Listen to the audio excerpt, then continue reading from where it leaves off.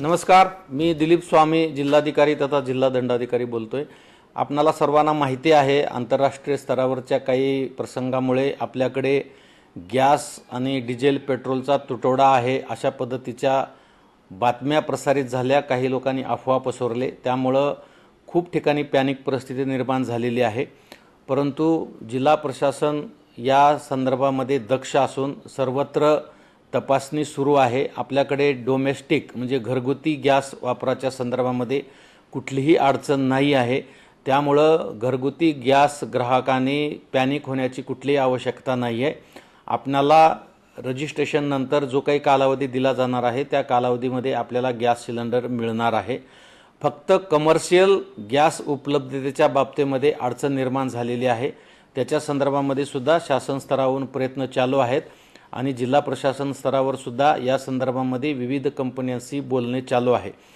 परंतु घरगुती गॅसच्या संदर्भामध्ये ग्राहकांनी पॅनिक होण्याची आवश्यकता नाही। तथापि सध्याची टंचाईची परिस्थिती लक्षात घेता गॅस वापराच्या संदर्भामध्ये सुद्धा आपणा सर्वांना काळजी घेणे गरजेचे आहे। जास्तीचे पदार्थ तयार करणे किंवा गॅस वाया घालवणे किंवा बऱ्याच ठिकाणी गॅस चालू असतो आणि त्यावर काही शिजवलं जात नाही, अशा पद्धतीने मोठ्या प्रमाणामध्ये गॅस बऱ्याच ठिकाणी वाया जातो। तर या सर्व बाबी आपण लक्षात घेऊन माझी सर्वांना विनंती असणार आहे की आपण पाणी टंचाईच्या काळामध्ये ज्या पद्धतीने पाणी जपून वापरतो त्याच पद्धतीने आता गॅस सुद्धा आपल्याला जपून वापरावा लागणार आहे।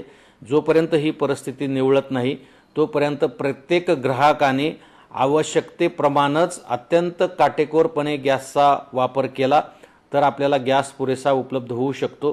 त्यामुळे आपण गॅस वाया जाणार नाही याची पण काळजी घ्या। संपूर्ण गॅस एजन्सीच्या तपासण्या आमच्या पुरवठा विभागाच्या टीम मार्फत तयार केलेल्या तपासण्या होत आहेत। जिल्हाभरामध्ये आपण 11 टीम तयार केलेल्या आहेत आणि कालपासून सातत्याने या ठिकाणी तपासण्या सुरू आहेत।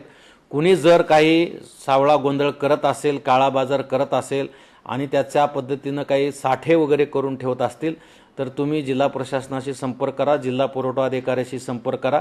त्याच्यावर आम्ही तातडीने EC ॲक्ट खाली कारवाई करू। परंतु या परिस्थितीमध्ये सर्वांनी थोडं संयम बाळगणे आणि प्रशासनाला सहकार्य करणे आवश्यक आहे। ते आपण कराल असा मी विश्वास बाळगतो। धन्यवाद।